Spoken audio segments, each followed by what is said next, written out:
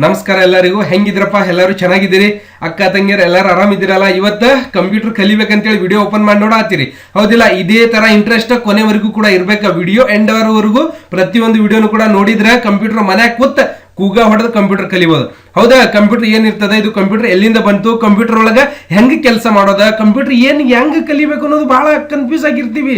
ಎಲ್ಲಿ ಕಲಿಸ್ತಾರ, ಹೆಂಗ್ ಮಾಡೋದ? ಈಗ ಕೊರೋನಾ ಲಾಕ್ಡೌನ್ದಾಗ 1 ವರ್ಷ ಆಯ್ತು ಮನ್ಯಾಗ ಕೂತು ಶಿವಾನ ಅನ್ಕೋತ ಕೂತಿದ್ವಿ. ಭಗವಂತನ ಮೇಲೆ ಎಲ್ಲಾ ಇಟ್ಟು ಆರಾಮ್ ಸರಿ ಮನ್ಯಾಗ ಸೇಫ್ಟಿ ಮುಖಕ್ಕೆ ಏನದು ಹೆಲ್ಮೆಟ್ ಹಾಕೊಂಡು ಮಾಸ್ಕ್ ಹಾಕೊಂಡು ತಿರುಗಾಡಕತ್ತೀವಿ, ಹೌದಿಲ್ಲ? ತಿರುಗಾಡ್ಬೇಕು, ಯಾಕಂದ್ರೆ ನಮ್ಮ ಆರೋಗ್ಯ ನಮ್ಮ ಕೈಯಲ್ಲಿದೆ. ಅದಕ್ಕೆ ಇನ್ನು ನೋಡೋಣ ಅಂತ ಕಂಪ್ಯೂಟರ್ ಒಳಗೆ ನಾವು ಯಾವ ತರ ಕೆಲಸ ಮಾಡ್ಬೋದು, ಮತ್ತೆ ಕಂಪ್ಯೂಟರ್ನ ಯಾವ ತರ ಸ್ಟಾರ್ಟ್ ಮಾಡೋದು, ಯಾವ ತರ ಅಪ್ಲಿಕೇಶನ್ಸ್ ಇರ್ತಾವ, ಇದ್ರೊಳಗೆ ಹೆಂಗ್ ಹೋಗೋದು, ಏನೇನ್ ಮಾಡೋದಪ್ಪ, ಈ ಕಂಪ್ಯೂಟರ್ ಕಲ್ತ್ರ ಯಾವ ನೌಕರಿ ಸಿಗ್ತದೆ, ಎಲ್ಲಿ ಕೆಲಸ ಸಿಗ್ತದೆ ಅನ್ನೋದು ಕೂಡ ಪ್ರತಿಯೊಂದು ಕೂಡ ಡೀಟೇಲ್ಸ್ ಸ್ಟೆಪ್ ಬೈ ಸ್ಟೆಪ್ ಪೂರ್ತಿಯಾಗಿ ಹೇಳ್ಕೊಡ್ತಾ ಇರ್ತೀನಿ. ದಯವಿಟ್ಟು ಏನ್ ಮಾಡ್ಬೇಕಾ, ಇನ್ನೊಂದು ಕೆಲಸ, ನನ್ನ ಯೂಟ್ಯೂಬ್ ಚಾನಲ್ ನೀವು ಸಬ್ಸ್ಕ್ರೈಬ್ ಮಾಡಿಲ್ಲ ಅಂದ್ರೆ ಏನ್ ಮಾಡ್ಬೇಕು, ವಿಡಿಯೋ ಕೆಳಗಡೆ ಸಬ್ಸ್ಕ್ರೈಬ್ ಅನ್ನೋ ಬಟನ್ ಮೇಲೆ ನೀವು ಕ್ಲಿಕ್ ಮಾಡಿದ್ರೆ ಏನ್ ನಿಮ್ಗೆ ರೊಕ್ಕ ಗಿಕ್ಕ ಏನು ಕಟ್ ಆಗುದಿಲ್ಲಪ್ಪ. ನಾ ಏನ್ ರೊಕ್ಕ ತಗೊಳಕತ್ತಿಲ್ಲ, ಫ್ರೀ ಆಗಿ ಹೇಳ್ಕೊಡತ್ತೀನಿ. ಏನ್ ಮಾಡ್ಬೇಕು, ಆ ಸಬ್ಸ್ಕ್ರೈಬ್ ಅನ್ನೋ ಬಟನ್ ಮೇಲೆ ಕ್ಲಿಕ್ ಮಾಡಿದ್ರಪ್ಪ ಅಂದ್ರೆ ನೀವು ಸಬ್ಸ್ಕ್ರೈಬ್ ಆಗ್ತೀರಿ. ನಾನ್ ಮಾಡುವಂತ ಪ್ರತಿಯೊಂದು ವಿಡಿಯೋಸ್ಗಳು ನಾನು ಯಾವಾಗ ಯೂಟ್ಯೂಬ್ ಒಳಗಡೆ ಅಪ್ಲೋಡ್ ಮಾಡ್ತೀನೋ ಅವಾಗ ಅದೇ ದಿನಾನೇ ನಿಮ್ಮ ಫೋನ್ ಮೇಲೆ ಸ್ಕ್ರೀನ್ ಮೇಲೆ ನೋಟಿಫಿಕೇಶನ್ ಬರ್ತದೆ, ಇವರು ಇವತ್ತಿನ ಈ ವಿಡಿಯೋ ಹಾಕಿದ್ದಾರೆ, ನೀವು ನೋಡಬಹುದು ಅಂತೇಳಿ. ಅದಕ್ಕೋಸ್ಕರ ದಯವಿಟ್ಟು ಏನ್ ಮಾಡ್ಕೋಬೇಕಾ, ಸಬ್ಸ್ಕ್ರೈಬ್ ಮಾಡ್ಬೇಕಾ. ಪ್ರತಿಯೊಂದು ವಿಡಿಯೋನು ಕೂಡ ಎಂಡ್ ವರೆಗೂ ನೋಡಿದ್ರೆ ಮಜಾ ಇರ್ತದೆ, ಅರ್ಧ ಬರ್ಧ ನೋಡಿದ್ರೆ ಏನು ಮಜಾ ಇರೋದಿಲ್ಲ, ಹೌದಿಲ್ಲ ರೀ? ನೋಡೋಣ, ಸ್ಟಾರ್ಟ್ ಮಾಡ್ಕೋತಾ ಇದೀನಿ. ಯಾವ ತರ ಕಂಪ್ಯೂಟರ್ ನ ಚಾಲೂ ಮಾಡ್ಕೋಬೇಕಾ, ಕಂಪ್ಯೂಟರ್ ಹೆಂಗೆ ಕೆಲಸ ಮಾಡ್ತದೆ ಅನ್ನೋದು ಕೂಡ ಪೂರ್ತಿಯಾಗಿ ಡೀಟೇಲ್ಸ್ ಆಗಿ ಹೇಳ್ಕೊಡ್ತಾ ಇರ್ತೀನಿ. ದಯವಿಟ್ಟು ಪೂರ್ತಿ ವಿಡಿಯೋ ನೋಡ್ತಿರ್ಬೇಕಾ, ಓಕೆ? ಅವಾಗ ಏನ್ ಮಾಡ್ಕೋತಾ, ಈ ಪೂರ್ತಿ ಸ್ಕ್ರೀನ್ ಏನ್ ಕಾಣಿಸ್ತಿದ್ಯಲ್ಲ, ನೀವು ಓಪನ್ ಮಾಡಿದಾಗ ಯಾವ್ದಾದ್ರು ಕಂಪ್ಯೂಟರ್ ಸ್ಕ್ರೀನ್ ಓಪನ್ ಮಾಡಿದಾಗ ಅದರದ್ದೇ ಆದಂತ ಒಂದು ಹೆಸರು ಕೊಡ್ತಾರೆ. ಅದಕ್ಕೆ ಏನಂತ ಹೇಳ್ತೀವಿ ನಾವು, GUI ಅಂತ ಹೇಳ್ತೀವಿ, ಗ್ರಾಫಿಕ್ ಯೂಸರ್ ಇಂಟರ್ಫೇಸ್ ಅಂತ ಕೂಡ ಅದನ್ನ ಕರಿತಾ ಇರ್ತೀವಿ. ಗ್ರಾಫಿಕ್ ಯೂಸರ್ ಇಂಟರ್ಫೇಸ್ ಅಪ್ಪ ಅಂದ್ರೆ ಏನು ಅಂದ್ರೆ, ಇಲ್ಲೇನ್ ಕಾಣಿಸ್ತಿದ್ಯಲ್ಲ ಮೇಲ್ಗಡೆ ಏನು ವಿಂಡೋಸ್ ಕಾಣಿಸ್ತಿದ್ಯಲ್ಲ, ಇದು ಒಳಗಡೆ ಗ್ರಾಫ್ಸ್ ಒಳಗಡೆ ನಮ್ಗೆ ರೆಡಿ ಆಗಿರುತ್ತೆ. ಈ ವಿಂಡೋಸ್ ಪೂರ್ತಿ ಆಗಿರೋದೇ ನಮ್ಗೆ ಗ್ರಾಫ್ಸ್ ಮೇಲೆ ಬಂದು ಕೆಲಸ ಮಾಡ್ತಾ ಇರ್ತೀವಿ. ವಿಂಡೋಸ್ ಅಂದ್ರೆ ಇದ್ರ ಒಳಗಡೆ ಒಂದು ಕೆಲಸ ಮಾಡುವಂತ ಒಂದು ಆತ್ಮಶಕ್ತಿ ಅದ. ಆತ್ಮ ಅಂದ್ರೆ ಈಗ ನಮ್ಮ ದೇಹದ ಶರೀರದ ಒಳಗಡೆ ಒಂದು ಜೀವ ಅದ. ಯಾರಾದ್ರೂ ನೋಡಿರೇನ? ನಮ್ಮ ಶರೀರದ ಒಳಗೆ ಇರ್ತಕ್ಕಂಥ ಜೀವ ನೋಡಿರಿ ಯಾರಾದ್ರೂ ಕಣ್ಣಿಲೆ? ಯಾರು ನೋಡಿಲ್ಲ. ಹಂಗೆ ಯಾರು ನೋಡಿರ್ತಾರಪ್ಪ, ನಮ್ಮ ಶರೀರ ಒಳಗಡೆ ಹಾಕಿರೋ ಜೀವ ಯಾರು ನೋಡ್ಯಾರ ಅಂದ್ರೆ ದೇವರು, ಭಗವಂತನ ಕೈಯಲ್ಲಿ ಇರೋದು. ಅದು ಜೀವ ಹೆಂಗಿರ್ತದ ಏನದ ಅನ್ನೋದು ಅವ್ರು ನೋಡಿರ್ತಾರೆ. ಅದೇ ತರ ಈ Windows GUI graphic Windows interface ಅಂದಾಗ, ಗ್ರಾಫಿಕ್ಸ್ ಅನ್ನೋದು ಇದ್ರ ಒಳಗಡೆ ಕಾಣಿಸ್ತಾ ಇರೋ ಕಲರ್ ಇಮೇಜ್ ಆಗಿರ್ಬೋದು, ಅಥವಾ ಕಲರ್ ಏನು ಕಾಣಿಸ್ತಿದೆಯಲ್ಲ, ಇದು ಪೂರ್ತಿ ಗ್ರಾಫಿಕ್ಸ್ ಅಂತ ನಾವು ಕರಿತೀವಿ, ಓಕೆ? ಅದಾದ್ಮೇಲೆ ಒಳಗಡೆ ವಿಂಡೋಸ್ ಅಂದಾಗ ಇದರ ಒಳಗಡೆ ಯಾವುದು, ಈ ಕಂಪ್ಯೂಟರ್ ಒಳಗಡೆ ಒಂದು ಜೀವ ಅಡಗಿರೋದಿರುತ್ತೆ. ಅದನ್ನ ನಾವೇನಂತ ಕರಿತೀವಿ, ವಿಂಡೋಸ್ ಅಂತ ಕರಿತೀವಿ. ಜೀವ ಮೀನ್ಸ್ ಒಂದು ಅಪ್ಲಿಕೇಶನ್ ಇರುತ್ತೆ, ಸಿಸ್ಟಮ್ ಸಾಫ್ಟ್ವೇರ್ ಅಪ್ಲಿಕೇಶನ್ ಅನ್ನೋದು ಬರುತ್ತೆ. ಈ ಅಪ್ಲಿಕೇಶನ್ ಎಲ್ಲಿಂದ ಬಂತು ಇದನ್ನಂದ್ರ, ಯಾರು ತಯಾರು ಮಾಡಿದ್ರಪ್ಪ ಅಂದ್ರೆ ಬಿಲ್ ಗೇಟ್ಸ್ ಅನ್ನೋ ವ್ಯಕ್ತಿ ಏನ್ ಮಾಡ್ತಾನ, ಮೈಕ್ರೋಸಾಫ್ಟ್ ವಿಂಡೋಸ್ ಅನ್ನ ಡೆವಲಪ್ಮೆಂಟ್ ಮಾಡಿ ಕೊಟ್ಟಾಗ ಈ ತರ ಒಂದು ಕಂಪ್ಯೂಟರ್ ನಮ್ಗೆ ಬೆಳಕಿಗೆ ಬರ್ತದೆ. ಇದಕ್ಕಿಂತ ಮುಂಚೆ ಕಂಪ್ಯೂಟರ್ ಇದ್ವಲ್ಲ, ಈ ತರ ಡಿಜಿಟಲ್ ಆಗಿರ್ಲಿಲ್ಲ. GUI ಗ್ರಾಫಿಕ್ ಯೂಸರ್ ಇಂಟರ್ಫೇಸ್ ಆಗಿ ಇರ್ಲಿಲ್ಲ. ಯಾವ ತರ ಇದ್ದು ಅಂದ್ರೆ ಮೆಕ್ಯಾನಿಕಲ್ ಪವರ್ ಮೇಲೆ ಕೆಲಸ ಮಾಡುವಂತ ಮಷಿನ್ಗಳಾಗಿರ್ತು, ಡಿಜಿಟ್ ಮೇಲೆ ಕೆಲಸ ಮಾಡ್ತಿತ್ತು. ಡಿಜಿಟ್ ಅಪ್ಪ ಅಂದ್ರೆ ಏನಂದ್ರೆ ಕ್ಯಾಲ್ಕುಲೇಟರ್ ನೋಡಿರಿ ನೀವು, ಲೆಕ್ಕ ಗಿಕ್ಕ ಮಾಡ್ರಿ, ಇಲ್ಲಿ ಎಲ್ಲರೂ ಕ್ಯಾಲ್ಕುಲೇಟರ್ ಏನ ಇನ್ನ ಬಟ್ಟೆ ಎಣಿಸ್ತೀರಿ 1 2 3 ಅಂತೇಳಿ ಲೆಕ್ಕ ಮಾಡಿರ್ತೀರಿ. ಕ್ಯಾಲ್ಕುಲೇಟರ್ ಒಳಗೆ ಡಿಜಿಟ್ ಇರ್ತದಲ್ಲ, ಅದೇ ತರ ಡಿಜಿಟ್ ಮೇಲೆ ಕೆಲಸ ಮಾಡ್ತಿದ್ ಕಂಪ್ಯೂಟರ್. ಫಸ್ಟ್ ಕಂಪ್ಯೂಟರ್ ಇವಾಗಲ್ಲ, ಮತ್ತೆ ಎಲ್ಲರೂ ನೋಡಿರಿ ಅಂತೀನಿ, ಓಕೆ? ಫಸ್ಟ್ ಕಂಪ್ಯೂಟರ್ ಆ ತರ ಇತ್ತು. ಅದಾದ್ಮೇಲೆ ಒಂದು ವಿಂಡೋಸ್ ಅನ್ನ ರೆಡಿ ಮಾಡಿದಾಗ ಏನಾಯ್ತಪ್ಪ ಅಂದ್ರೆ, ಈ ತರ ಒಂದು ಗ್ರಾಫಿಕ್ ಯೂಸರ್ ಇಂಟರ್ಫೇಸ್ ಅನ್ನೋ ಒಂದು ಸಾಫ್ಟ್ವೇರ್ ನ ಡೆವಲಪ್ಮೆಂಟ್ ಮಾಡಿ ಬಿಲ್ ಗೇಟ್ಸ್ ಕೊಡ್ತಾನ. ಬಿಲ್ ಗೇಟ್ಸ್ ಕೊಟ್ಟಾದ್ಮೇಲೆ ಈ ತರ ಒಂದು ಸಿಸ್ಟಮ್ ಒಳಗಡೆ ಆ ಮಾಡಿರುವಂತಹ ಸಾಫ್ಟ್ವೇರ್ ಹಾಕಿದಾಗ ಏನಾಗಿರುತ್ತೆ, ಕಂಪ್ಯೂಟರ್ ಈ ತರ ಎಲ್ಲ ಆಪರೇಟಿಂಗ್ ಮಾಡ್ಲಿಕ್ಕೆ ಸ್ಟಾರ್ಟ್ ಆಗ್ಬಿಡ್ತದೆ. ಅದ್ರೊಳಗೊಂದು ಜೀವ ಹಾಕ್ಬಿಡ್ತಾರೆ ಅವರು, ಓಕೆ? ಒಂದು ಮಷಿನ್ ಒಳಗಡೆ ಒಂದು ಜೀವ ಕೊಟ್ಬಿಡ್ತಾನೆ. ಅದಕ್ಕೆ ವಿಂಡೋಸ್ ಅಂತ ಕರಿತೀವಿ.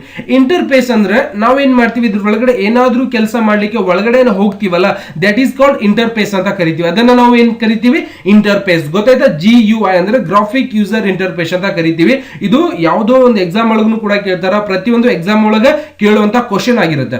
ನೆಕ್ಸ್ಟ್ ಇದನ್ನೇ ನಾವೇನ್ ಮಾಡ್ತೀವಿ, ಮೇಲ್ಗಡೆ ಏನ್ ಕಾಣಿಸ್ತಿದ್ದಾವಲ್ಲ ಇವಕ್ ನಾವ್ ಏನಂತ ಕರಿತೀವಪ್ಪ ಅಂದ್ರೆ ಕಂಪ್ಯೂಟರ್ ಐಕನ್ಸ್ ಅಂತ ಕರಿತೀವಿ. ಯಾವ ಐಕನ್ಸ್ ರೀ? ಕಂಪ್ಯೂಟರ್ ಐಕನ್ಸ್ ಅಂತ ಕರಿತೀವಿ. ಅಥವಾ ಇವಕ್ ಐಕನ್ಸ್ ಅಂತಾನು ಕರಿಬಹುದು, ಅಥವಾ ಫೈಲ್ಸ್ ಆಗಿರ್ಬೋದು, ಅಥವಾ ಫೋಲ್ಡರ್ಸ್ ಆಗಿರುತ್ತೆ, ಅಥವಾ ಅಪ್ಲಿಕೇಶನ್ಸ್ ಕೂಡ ಇದ್ರ ಮೇಲೆ ಇದ್ದಿರುತ್ತೆ. ಇದನ್ನೆಲ್ಲ ಪ್ರತಿಯೊಂದು ನಾವ್ ಏನಂತ ಕರಿತೀವಿ, ಇದನ್ನ ಏನಂತ ಕರಿತೀವ್ರಿ? ಅಪ್ಲಿಕೇಶನ್ಸ್ ಆಗಿರ್ಬೋದು, ಅಥವಾ ಫೋಲ್ಡರ್ಸ್ ಆಗಿರ್ಬೋದು, ಮತ್ತೆ ಇನ್ನೊಂದು ಏನಾಗಿರುತ್ತೆ ಕಂಪ್ಯೂಟರ್ ಐಕನ್ಸ್ ಅಂತಾನು ಕೂಡ ನಾವು ಕರಿತೀವಿ. ಇದೆಲ್ಲ ಇಂಟರ್ಫೇಸ್ ಮೇಲ್ಗಡೆದಾಯ್ತು. ನೆಕ್ಸ್ಟ್ ಕೆಳಗಡೆ ಇನ್ನೊಂದು ಲೈನ್ ಕಾಣಿಸ್ತಿದೆ ನೋಡ್ಬೋದು ನೀವು. ಇಲ್ಲೇನು ಕೆಳಗಡೆ ಇನ್ನೊಂದು ಲೈನ್, ನಾನು ಮೌಸ್ ಪಾಯಿಂಟ್ ನೋಡ್ಬೇಕು. ಈ ಪಾಯಿಂಟ್ ಏನ್ ಕಾಣಿಸ್ತಿದ್ದಲ್ಲ ಇದಕ್ಕೆ ನಾವೇನು ಕರಿತೀವಿ, ಟಾಸ್ಕ್ ಬಾರ್ ಅಂತ ಕರಿತೀವಿ. This is for the task bar ಅಂತ ಕರಿತೀವಿ. ನಾವು ಯಾವುದೇ ಅಪ್ಲಿಕೇಶನ್ ಓಪನ್ ಮಾಡಿದಾಗ ಕೆಳಗಡೆ ನಮ್ಗೆ ಇಲ್ಲಿ ಟಾಸ್ಕ್ ಬಾರ್ ಪ್ರೆಸೆಂಟ್ ಕಾಣಿಸ್ತಿರ್ತದೆ. ಈ ಪ್ರತಿ ಒಂದು ಕಂಪ್ಯೂಟರ್ ಒಳಗೂ ಕೂಡ ಇದು ಕಾಣಿಸ್ತಾನೆ ಇರುತ್ತೆ.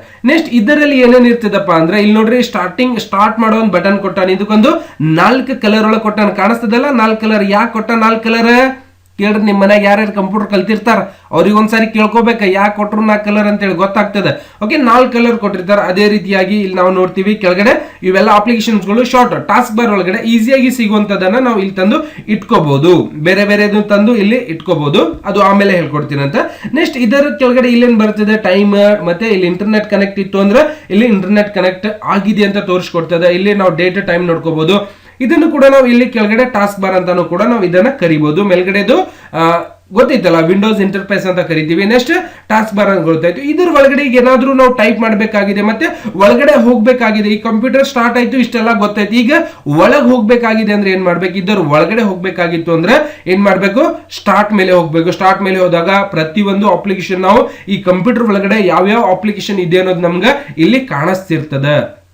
ನೋಡಾತಿರಿ, ಇಲ್ಲಿ ಕಾಣಿಸ್ತಿರ್ತಾವಿಲ್ಲ ಈ ತರ ಎಲ್ಲಾ ತರ ಅಪ್ಲಿಕೇಶನ್ ಅದ. ಗೂಗಲ್ ಕ್ರೋಮ್ ಅದ, ಅಡೋಬ್ ರೀಡರ್ ಅದ, ನುಡಿ, ಈ ತರ ಬೇರೆ ಬೇರೆ ಅಪ್ಲಿಕೇಶನ್. ನಿಮಗೆ ಯಾವ ಅಪ್ಲಿಕೇಶನ್ ಬೇಕೋ ಅದನ್ನ ನಾವು ಓಪನ್ ಮಾಡ್ಕೋಬಹುದು. ಈಗ ಸಪೋಸ್ ನೋಡ್ರಿ, ನೋಟ್ ಪ್ಯಾಡ್ ಬೇಕಾಗಿದೆ, ನಾನು ಟೈಪ್ ಮಾಡ್ಬೇಕಾಗಿದೆ, ಇದ್ರೊಳಗೆ ಏನೋ ಒಂದು ಬರಿಬೇಕಾಗಿದೆಯಪ್ಪ ಅಂದ್ರೆ ನಾವೇನ್ ಮಾಡ್ಬೋದು, ನೋಟ್ ಪ್ಯಾಡ್ ಅನ್ನ ಕ್ಲಿಕ್ ಮಾಡ್ಬೋದು.